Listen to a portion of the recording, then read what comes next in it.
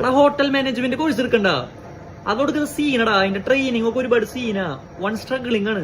ഒരു ചാക്ക് സബോളയൊക്കെ വന്നിട്ട് അരിയാൻ പറയൂടാ. ഇങ്ങനെയൊക്കെ നിങ്ങൾ കേട്ടിട്ടുണ്ടോ? അന്ന് വീഡിയോ ഒന്ന് കണ്ടേക്കിട്ടാ. അപ്പോഴേ ഈ ഹോട്ടൽ മാനേജ്മെന്റ് ട്രെയിനിങ് എന്ന് പറഞ്ഞു കഴിഞ്ഞു കഴിഞ്ഞാൽ കുറെ ആൾക്കാരുടെ ഒരു തെറ്റിദ്ധാരണയാണ് കേട്ടോ.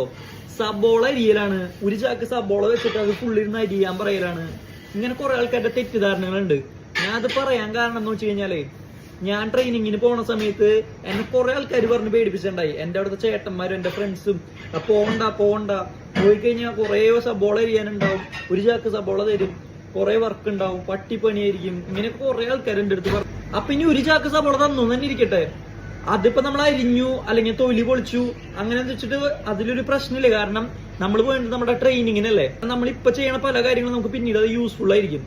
അപ്പൊ എന്റെ ചെറിയ എക്സ്പീരിയൻസ് വെച്ചിട്ടാണ് ഞാൻ ഈ പറയണത്. നിങ്ങൾക്ക് ഷെഫ് ആവാൻ ആഗ്രഹം ഉണ്ടെന്നുണ്ടെങ്കിൽ മറ്റുള്ളവരുടെ വാക്ക് കേൾക്കാൻ നിൽക്കേണ്ട ആവശ്യമില്ല.